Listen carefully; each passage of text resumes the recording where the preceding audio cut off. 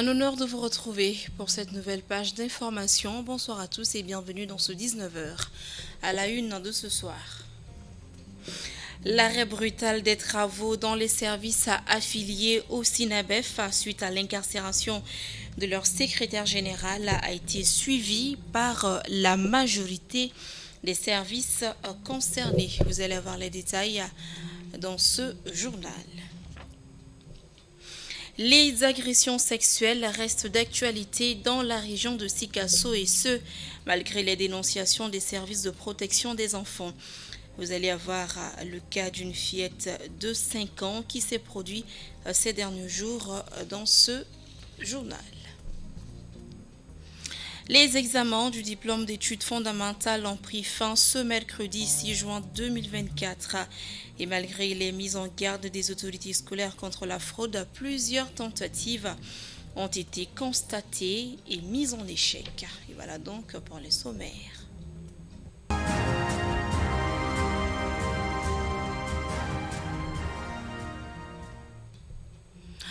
Bienvenue si vous nous rejoignez. Je vous le disais tout de suite dans les titres, suite à l'incarcération du secrétaire général du syndicat national des banques, assurances, établissements financiers, microfinance et commerce du Mali, SINABEF, en la personne de Amadounba, dans une affaire syndicale, ses camarades ont décidé d'observer un arrêt de travail à partir de ce jeudi 6 juin 2024 jusqu'au samedi. En ce premier jour d'arrêt de travail, notre équipe de reportage a fait le tour de la ville de Bamako pour faire le constat dans les services concernés par le mot d'ordre du SINABEF. Gabriel Keita.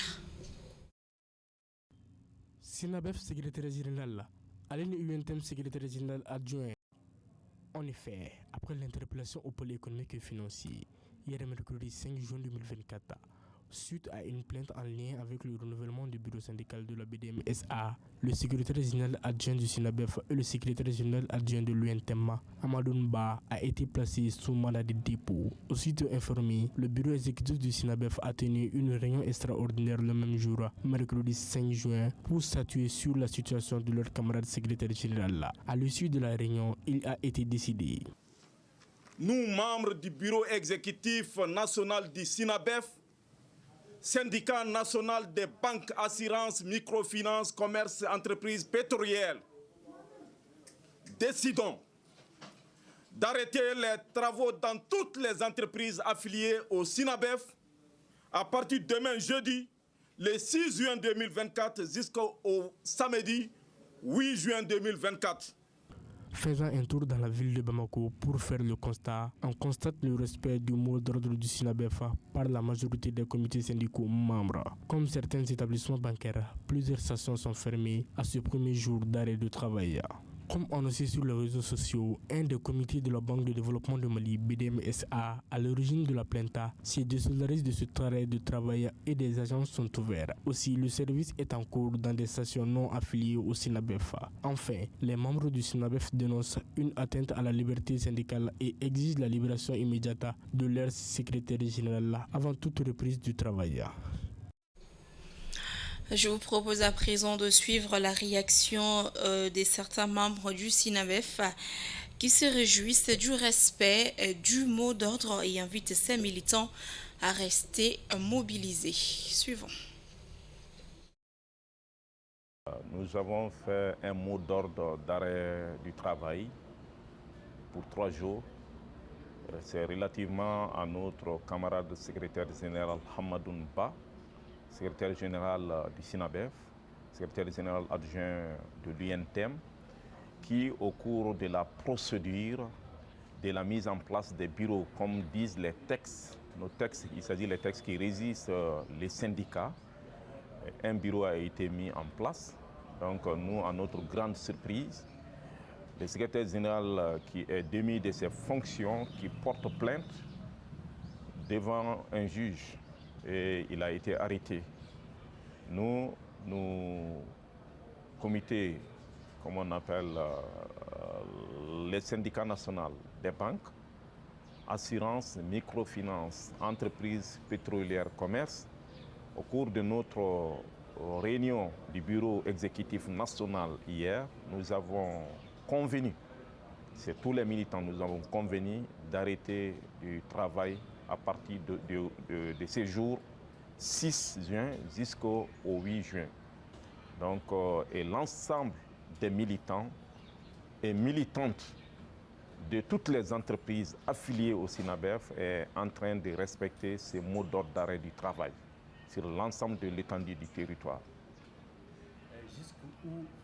Les militants, nous les disons, depuis le siège, nous leur demandons de rester encore mobilisés, déterminés, solidaires. Ba n'a pas été arrêté parce que lui, il a fait ses faits. Il est dans le process de l'activité syndicale. C'est pourquoi il a été arrêté. Et là, nous demandons à tous les militants, toutes les militantes, de rester mobilisés derrière ces mots d'ordre. Je vous l'annonçais tout à l'heure dans les titres, les examens du diplôme d'études fondamentales ont pris fin ce mercredi 5 juin 2024. Et en dépit de la mise en garde des autorités scolaires contre la fraude, plusieurs tentatives ont été recensées et mises en échec. Le rappel avec Lassine Diakité. Dans le cadre de la lutte contre la fraude à l'occasion des examens de fin d'année, les autorités de la transition mènent une lutte implacable depuis quelques années. Grâce à un dispositif de plus en plus efficace et des sanctions exemplaires, on enregistre de moins en moins de cas. Toutefois, cette année encore, des tentatives ou des cas de fraude ont été malheureusement enregistrés. Ainsi, le directeur du centre d'animation pédagogique de Ségou, Drissa Traoré, a été interpellé par les autorités pour s'expliquer sur la fuite du sujet de biologie de DF. Selon nos informations, le sujet de biologie a disparu dans le bureau du directeur du centre d'animation pédagogique de Ségou. Selon d'autres informations, à Kaye, un élève a pris le sujet de rédaction en photo dans son téléphone au centre de Boukoula 2e cycle Cap de Yelemane, Académie de Kaye. Il a arrêté et mis à la disposition des autorités judiciaires. Les mêmes sources rapportent qu'un professeur a pris le sujet de dicter question dans son téléphone en photo au centre Al-Janabadja 2e cycle Cap de Gao, Académie de Gao. Il a arrêté et mis aux arrêts et va répondre de son acte devant les juridictions. Même si d'autres cas ont été enregistrés par-ci par-là, on constate une nette amélioration dans le bon déroulement des examens et surtout la lutte contre la fraude. La société d'exploitation des mines d'or de Sadiola, CMOS SA, offre 135 000 litres de gasoil d'une valeur totale de 114 millions de nos francs au ministère de la Santé et du Développement social pour approvisionner les établissements de santé de Bamako. Ce geste généreux vise à répondre à un besoin urgent exprimé par le département de la santé afin d'assurer le bon fonctionnement des structures sanitaires dans la capitale malienne en cette période de crise énergétique. La cérémonie de remise s'est tenue ce mercredi 5 juin 2024 à la cité administrative de Bamako. Le compte-rendu est signé Lolo Madibati. La crise énergétique actuelle a en effet un impact significatif sur les établissements de santé de Bamako qui ont du mal à assurer les services de manière optimale en raison des coupures d'électricité fréquentes. Le don de CMOS SA vient donc à point nommé pour pallier ces manques et permettre aux hôpitaux et aux centres de santé de continuer à fonctionner normalement pour une période. De la remise officielle par la CMOS SA, filiale du groupe Allied Gold Corporation, de 3 citernes de gasoil au profit du ministère de la Santé et du Développement social, afin de soulager et approvisionner les établissements de santé de Bamako. Ainsi, un total de 135 000 litres de gasoil sont remis ce jour pour un coût total de plus de 114 millions de francs CFA. Conscient de la crise énergétique que traverse notre pays, et la primordialité du secteur de la santé, nous apportons cet appui afin de soutenir les actions du gouvernement pour soigner et sauver des vies. En fournissant du carburant, essentiel pour faire fonctionner les générateurs des établissements de santé, CMOS SA participe activement à la lutte contre la crise sanitaire en cours et apporte un soutien précieux aux professionnels de la santé. Ces gestes de solidarité de CMOS SA est salué par les autorités sanitaires qui voient en cette initiative un exemple de responsabilité sociale d'entreprise et un soutien précieux en ces moments difficiles. Au nom de Madame le ministre de la Santé, nous disons merci à M. Ilias Tchemoro Keita et à toute son équipe. Aux établissements bénéficiaires, Madame vous félicite pour la résilience. Elle vous exhorte de tenir, car toute difficulté a une fin. En plus de ces dons, la CEMOS SA est engagée depuis plusieurs années dans des actions citoyennes visant à améliorer le système de santé malien, parmi lesquelles on peut citer la réhabilitation et l'équipement de la maternité de la garnison de Caille, la construction d'un bâtiment moderne et le don de 20 appareils de dialyse à l'hôpital régional Fousseni Daou de Caille, entre autres. Les jours se suivent et se ressemblent dans la région de Sikasso à propos des agressions sexuelles des enfants. Malgré les dénonciations des services de protection des enfants, un autre viol a été malheureusement perpétré ces derniers jours dans la région. On en sait plus avec Assiton Diallo. En effet, une fillette de 5 ans a été violée à Sinsimba dans la commune de Kébila, cercle de Sikasso. C'était dans la nuit du samedi à dimanche dernier. Orientée vers la direction régionale de la promotion de la femme, de l'enfant et de la famille, la fille a été prise en charge par les autorités socio-sanitaires de Sikasso. Traumatisée, elle a retrouvé l'usage de la voix. L'auteur de ce crime a pris la fuite. Il est recherché par les forces de sécurité. Au Mali, les agressions sexuelles contre les enfants constituent un phénomène particulièrement inquiétant depuis quelques années. En un mois, la Direction régionale de la promotion de la femme, de l'enfant et de la famille de Sikasso indique avoir recensé 9 cas de viol dont les victimes sont majoritairement des enfants. Les témoignages et le bilan des organisations en faveur de la défense des droits des enfants montrent que la lutte est loin d'être terminée. Dans le cadre de la mise en œuvre du projet Suède de protection et de promotion des droits des femmes et des filles au Mali, le consortium Djigifa a organisé une campagne d'information et de sensibilisation sur les violences basées sur le genre à Sibi. L'activité qui s'est déroulée le mardi 4 juin 2024 vise à attirer l'attention de la population sur les dangers liés au VBG. Le compte-rendu est signé Lassine Diakité, Aminata Koulibaly. Cette campagne avait pour but non seulement d'informer et de sensibiliser la population de la commune rurale de Sibi sur les violences basées sur le genre, mais aussi de les informer sur le dispositif mis en place par Suède pour assurer la prise en charge holistique des cas de VBG. Selon les organisateurs de cette campagne de 2018 jusqu'à nos jours, plusieurs centaines de cas de VBG ont été enregistrés au Mali. Selon l'enquête démographique et de santé du Mali de 2018, la moitié des femmes, c'est-à-dire à peu près 49% de 15 à 49 ans en union ou en rupture d'union, ont subi à n'importe quel moment de leur vie des actes de violence émotionnelle, psychologique, physique et sexuelle. Parmi les femmes qui ont subi des violences physiques ou sexuelles, 68% n'ont jamais recherché d'aide et n'en ont jamais parlé à personne. La population ainsi que les autorités politiques et coutumières locales se réjouissent de cette initiative qui permettra de renforcer leur connaissance sur les VBG et également d'assurer l'autonomisation des femmes. Selon elle, grâce à l'appui du projet Suède, des changements positifs ont été observés au sein de la commune de Sibi sur la promotion des droits des femmes. Il faut dire que l'arrivée du projet Suède a amené un changement considérable dans la commune de Sibi. Raison pour laquelle je dis que, au fait, avant de parler aujourd'hui, je les remercie pour les passés et éventuellement voir un peu la pérennisation des actions qui sont en train de faire dans la commune. Très satisfait. Par rapport à la réalisation de ce projet, nous sommes très contents d'être là ce matin. Parce qu'en tant que ministère de la promotion de la femme, quiconque œuvre dans le domaine d'autonomisation de la femme, vraiment œuvre beaucoup, joue un grand rôle dans le développement du pays. En plus de Sibi, 6 autres communes ont bénéficié de cette campagne de lutte contre les VBG. L'activité a pris fin par un sketch pour inciter la population à l'abandon des pratiques de violence basées sur le genre.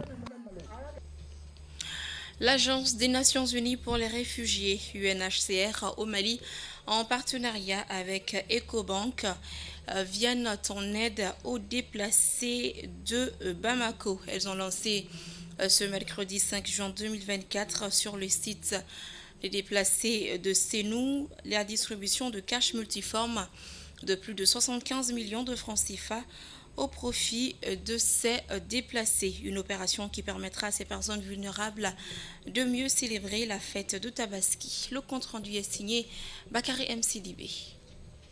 Elles sont au nombre de 1500 ménages qui bénéficient de ces cash remis par l'Agence des Nations Unies pour les déplacés avec l'appui de l'Ecobank. Durant l'opération, la somme de 80 000 francs CFA sera remise à chaque ménage déplacé en cette veille de Tabaski.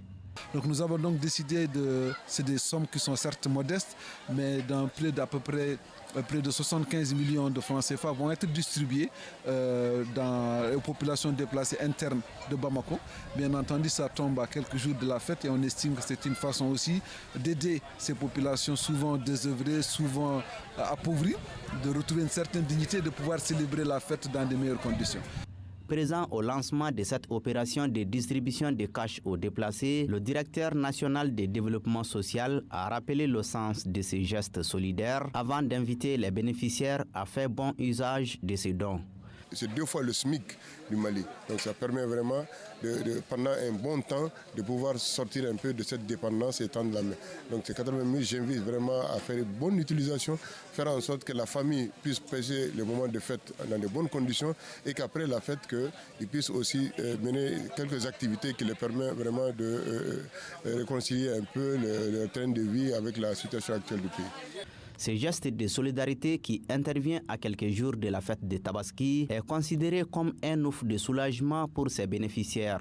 Il permettra non seulement de parer au plus pressé, mais également de s'organiser pour faire autre chose que de prendre et de manger.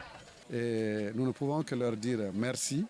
Merci et en les rassurant qu'un usage, un bon usage en sera fait s'il plaît à Dieu. Et ensuite, profiter de l'occasion pour remercier le ministère de la Santé et du Développement social et surtout nos compagnons de tous les jours à travers la Direction nationale du développement social dont le directeur est là et ses différents collaborateurs qui depuis 5 ans, sans relâche, nous assistent matin, midi et soir. Et ceci nous va droit au cœur et je sais que sans leur présence, on aurait eu beaucoup d'autres difficultés. La cérémonie de lancement a été également une occasion pour les déplacés internes d'inviter les autorités à s'impliquer davantage pour leur retour chez eux et assurer leur sécurité une fois sur place.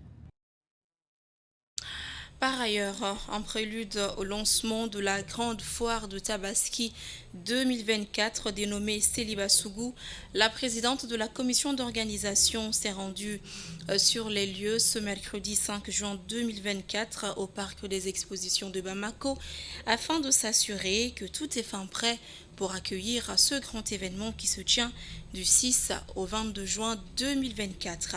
Alamako Diabaté, Mantala Ouattara, compte rendu. Céliba Sougou vise à rassembler les commerçants, les stylistes, les teinturiers, les restaurateurs, les vendeurs de moutons et les animateurs de shows afin de créer un espace festif. Par cette visite, la présidente de la commission d'organisation de la Grande Foire de Tabaski 2024, Céliba Sougou, veut s'assurer que toutes les dispositions sont prises pour le bon déroulement de cette foire. Donc on s'est rendu compte vraiment que le travail est fini. Donc nous attendons les exposants qui sont en train d'arriver pour exposer. Donc nous lançons un appel aux autres entreprises qui sont en retard de venir s'enregistrer et pour participer à notre foire Céliba Sougou.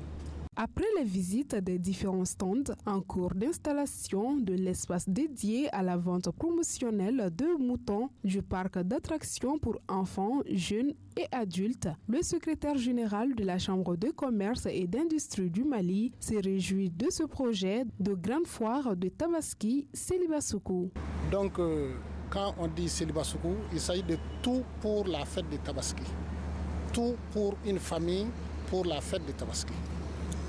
Là, il y a les habits, les produits alimentaires, tout pour la fête de Tabaski. Faciliter l'accès à ces produits aux populations et aussi offrir l'espace, vous-même vous avez vu, un espace bien équipé, aménagé pour les exposants. Parce que vous avez constaté, en période de foire, il y a beaucoup d'embouteillages en ville et dans les marchés. Et donc, la Chambre de commerce, dans ses missions, a offert cette opportunité aux opérateurs économiques pour venir exposer et aux populations de Bamako aussi environ pour venir faire les achats. À noter que cette grande foire de Tabaski 2024, Céliba Soukou, est placée sous la présidence du président de la Chambre de commerce et d'industrie du Mali, Madjou Sempara. Et voilà, cette édition est terminée. Merci à tous ceux qui ont contribué à sa réalisation. Grand merci à vous également de l'avoir suivi. Très bonne chance aux Aigles du Mali qui jouent à présent contre les Black Stars du Ghana au stade du 26 mars. Bonsoir.